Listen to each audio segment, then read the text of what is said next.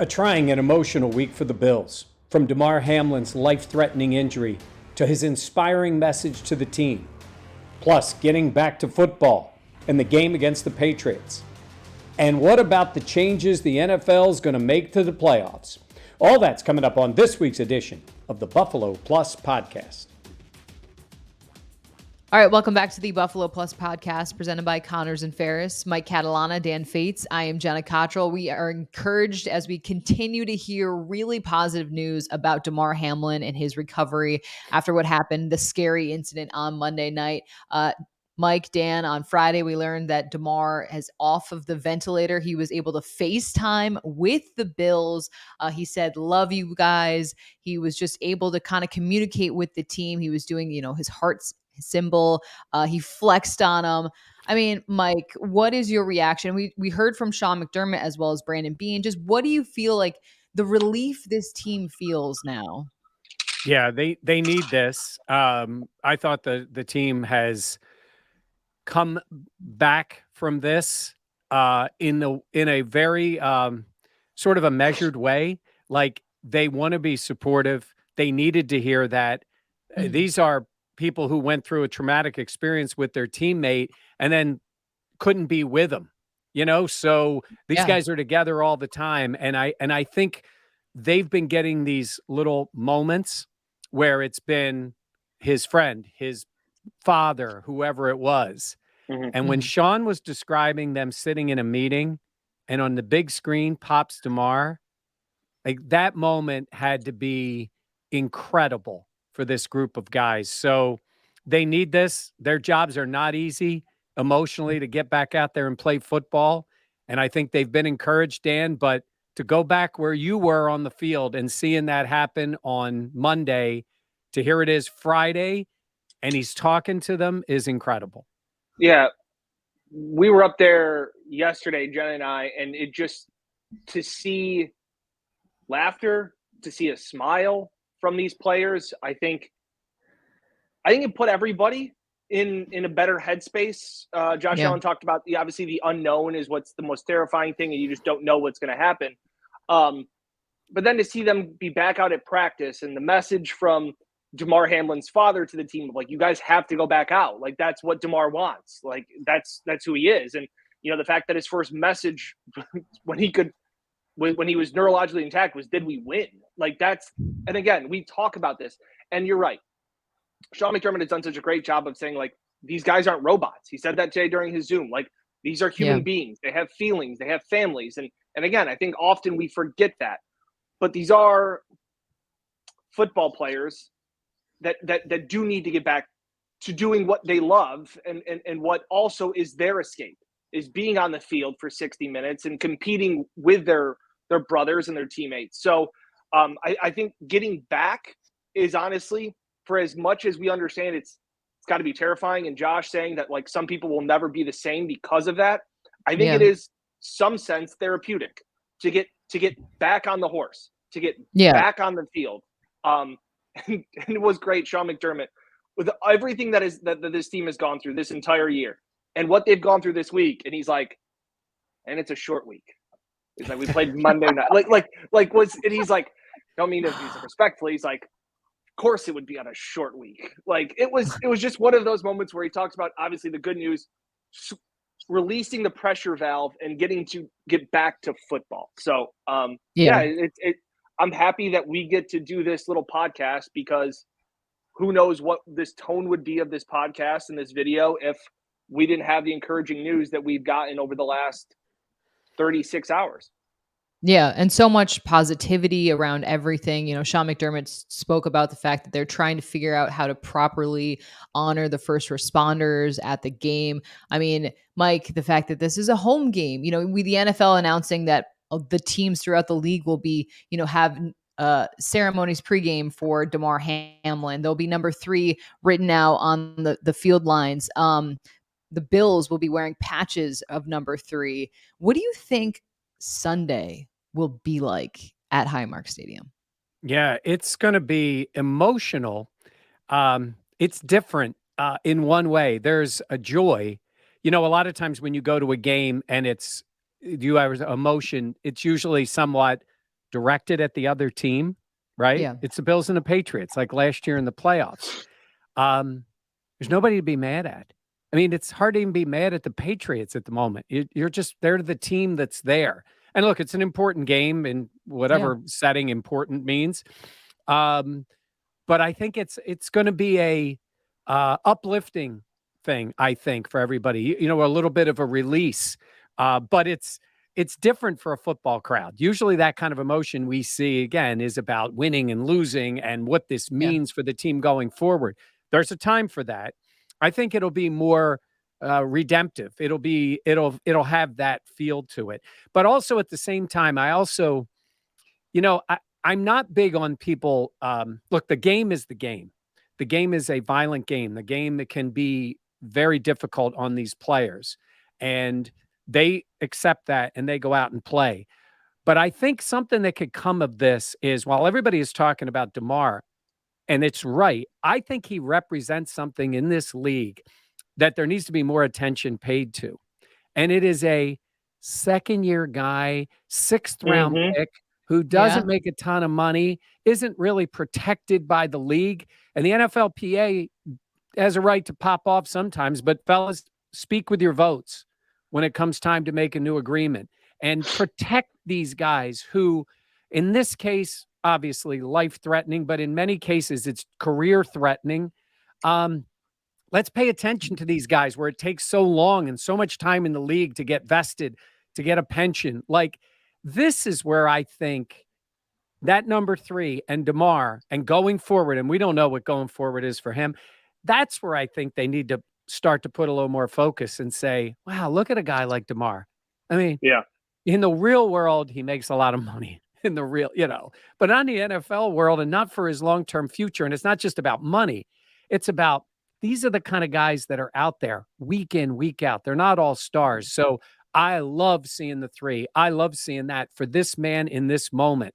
But I think, guys, and maybe I don't think I'm overstating, I think he could represent that second-year, sixth-round draft pick who's just trying to make it in the league and is not protected by the NFL. Correct me if I'm wrong, though, Mike. Troy Vincent did come out and say the NFL would cover because of these circumstances. And that's great. Yeah. And then I heard people talking about, the owners donating a thing. That's great. And Robert Kraft doing that. I like that. That's fine.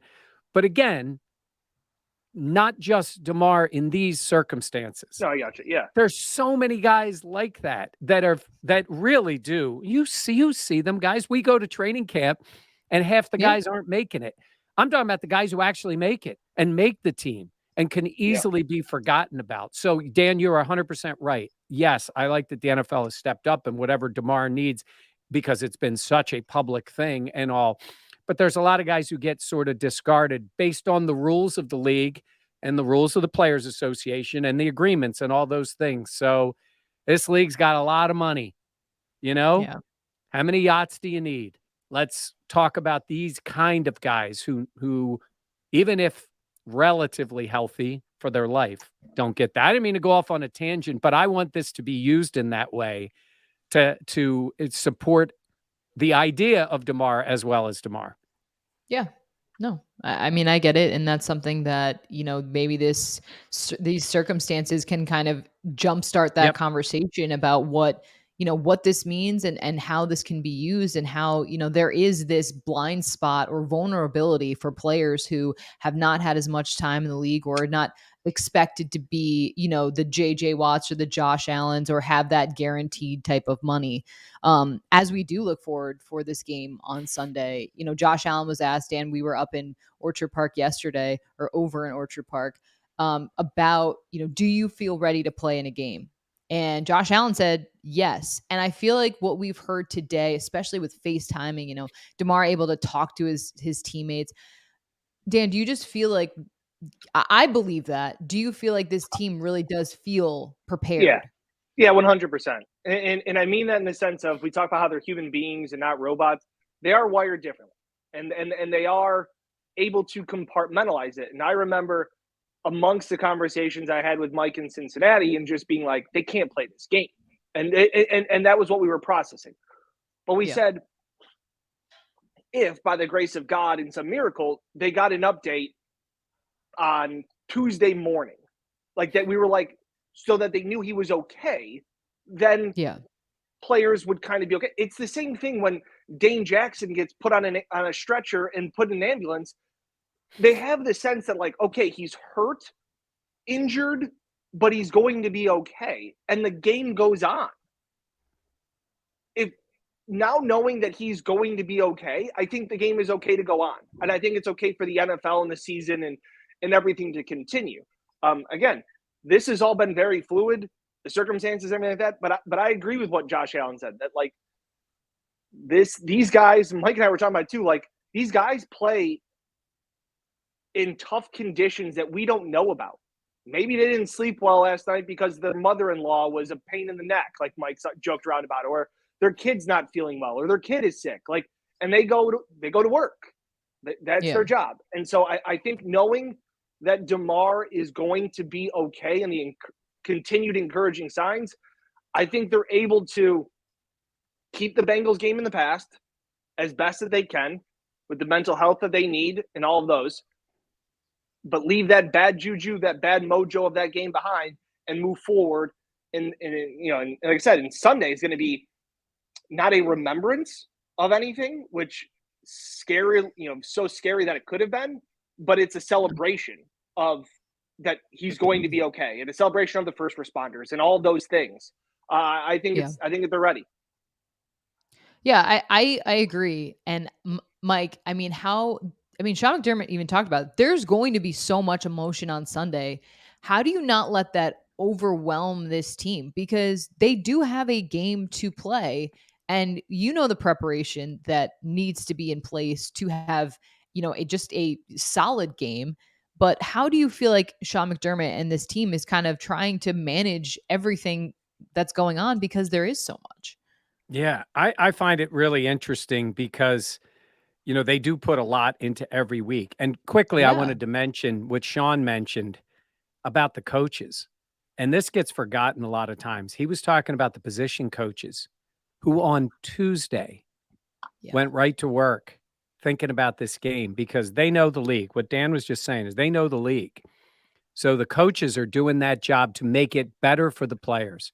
Those coaches prepare things so that the players can digest the information and get themselves ready. Look, some of it is going to be instinct taking over.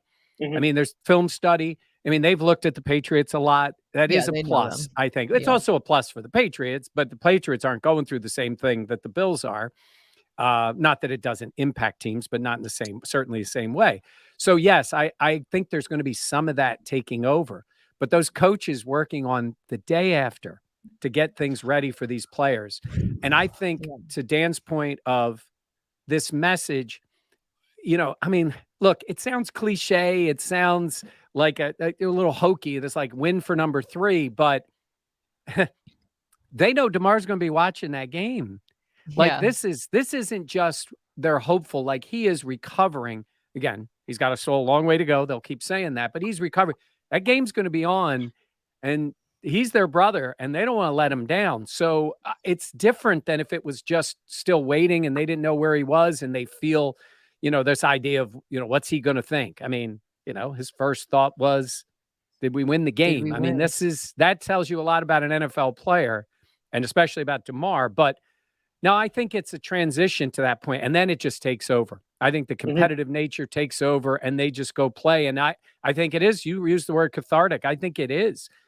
Go play in a game, and I think that part is going to be great to see. And I hope it's a good game, an entertaining game. They go and play, and it's in the standings, it's important, but it's a lot for them to process. And I think to Dan's point, them actually playing once they're out there will be kind of I don't want to say easy. That's the wrong word. But I think triggers. They just play. I think you're right. Again, not a professional football player, and what these players have gone through. Like you're even now hearing more about DAMAR Hamlin and what he's gone through in his life, where he would wake up at 6 a.m, help his mom get his kids off help his family get started for the day, go to school, go to practice, go to his homework, and then help his mom again at night. Like the football part is their escape. And for that Monday night, it was taken from them. And so I think getting it back will be that cathartic moment of like, yeah, we're playing again. We are playing for 3. Like, we're here. This is what we do. So I don't know. I'm not. Jenna, every once in a while, I try and like think like, what are they going through? It's like I have no bleeping idea. well, hey, Jenna, this is what I wanted to ask you about. We say this like they're a group, and they are. Yeah. And there's 53 guys plus. Yeah. They're not all going to feel the same. They're certainly not all going to feel the same thing. And there may be some guys who are a little just hesitant in general that aren't normally that way. I mean, that was a lot to go through. Not every guy's going to respond in the same way.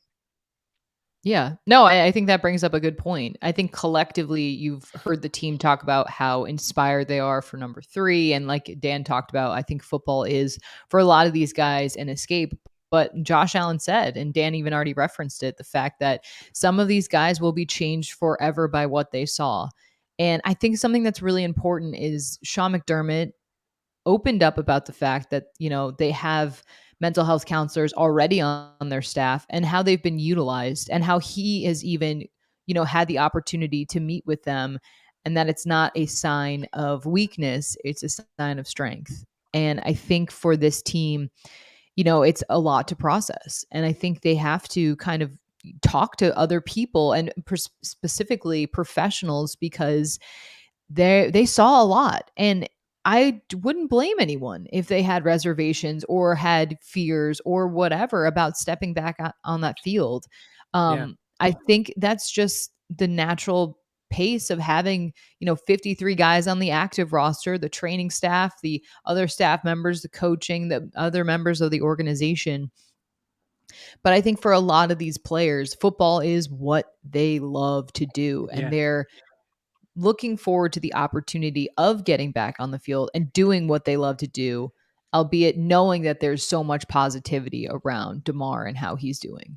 You know what? I'm really happy to hear Sean be so open and just be open about himself too, because of all the people there, I feel like I could probably relate more to him than the players. You guys are more of players' ages, and Sean's younger than me, but not by that much. And I think he also takes on a parental role naturally.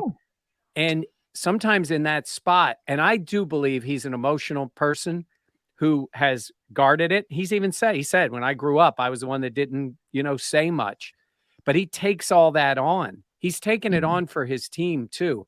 And then he has to go out and perform. Now, I really appreciate coaches. And I even heard Belichick say this, we don't go out there and risk ourselves physically on the field. And they have so much respect for the players that do that. But in terms of Sean McDermott taking this on himself, and I really think that's important that he showed that. And I think Mitch Morris mentioned the vulnerability of the coach.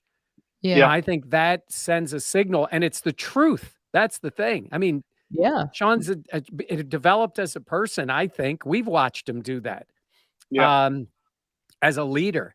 And this is, is he perfect X's and O's? Does he always call the right timeout? Does he challenge the wrong plays? All that kind of stuff. Sometimes that stuff happens.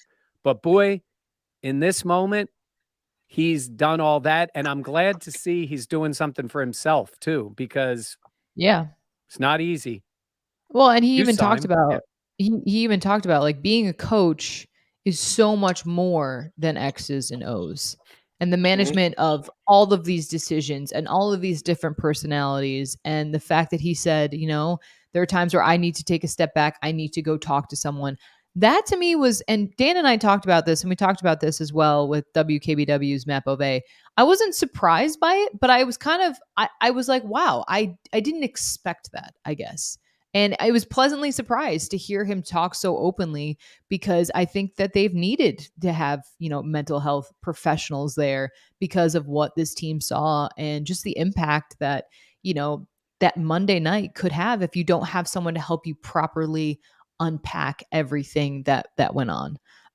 But yeah, I mean, I think this team has just been through so much this year, and it's been, Dan, I mean, it's been so much. It's more than a lot. It's so much. Yeah, I was just on VSiN doing a hit for that network, and Mike Lombardi, the former NFL executive, was talking to me, and he goes, "Man, this Bills team has been through a lot." He goes, "That was one of the worst snowstorms and blizzards I'd ever seen." People lost their It was lives, and we deadly. saw the Yeah. images of the frozen, what looked like a frozen tundra out there. And I said, "Yeah, I'm like, it goes back farther than that." I was like, we've forgotten some of the things, and I know everybody watching here hasn't, whether it's the top shooting or mass shooting, or whether it was Dawson Knox or the other snowstorm that put 7 feet of snow in the area. Like, and Sean obviously got resiliency is a word that he throws around a lot, but I think it's taken a whole new meaning. And then Bean made it making I think the most poignant thing we've heard, amongst a lot of them, but just going 13 seconds means nothing.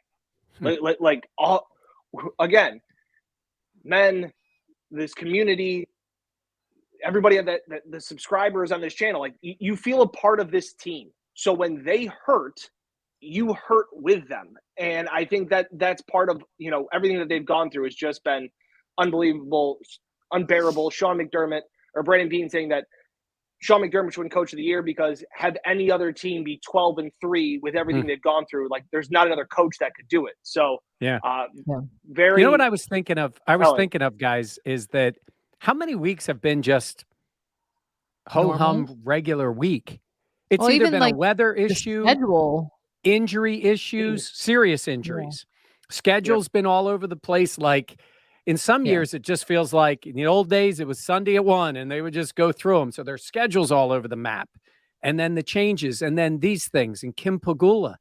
Like there are so many things that have happened to this organization, the city, the fan base to feel it, to Dan's point. So the positivity is a nice thing.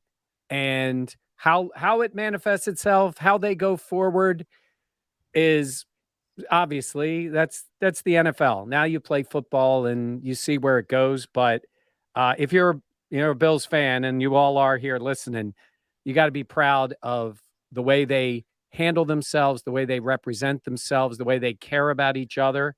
And I was telling somebody the other day, this didn't start on Monday. Like this groundwork was in place with Sean, the way Josh Allen is, the way Mitch Morris was in the locker room with his teammates. Like this isn't at one moment where somebody's stepping up saying, this is what we should do. Like, these guys, they do live it all the time. And in the biggest moment, the hardest moment, they needed that. So I'm proud of them. Usually don't think of it like that, but I mean, I'm just proud of the way these young people, to me, handle themselves in all these circumstances. And then look, when the game's going on, we're all going to want to watch football, and we're going to watch them play, and we're going to be mad if you throw a bad pass. And actually part of that'll be nice if that's all we're worried about is a bad pass. But we try to keep it in perspective all the time. And these do jar you back to there pretty fast. Yeah. All right. We're gonna wrap it up here as we have plenty more coverage on the Buffalo Plus YouTube channel. If you'd like to, have more updates on DAMAR Hamlin, what the Bills were saying as well. Yeah. For Mike and Dan. Well, I did want to mention just real quick, we're going to keep an eye on what goes on with the playoffs, in terms of the fairness of all this. And a lot of this is going to get taken care of this weekend. But I'd say for Bills fans, it's not bad. Let's see how it plays out. And it would be awesome if you get to stay at home for the postseason. Yeah, we'll have plenty more. This weekend will really sort out a lot in terms of what will be the road ahead for Buffalo. All right, for Dan and Mike, I'm Jenna. Thank you so much for listening or watching here on the Buffalo Plus channel. We will catch you next time.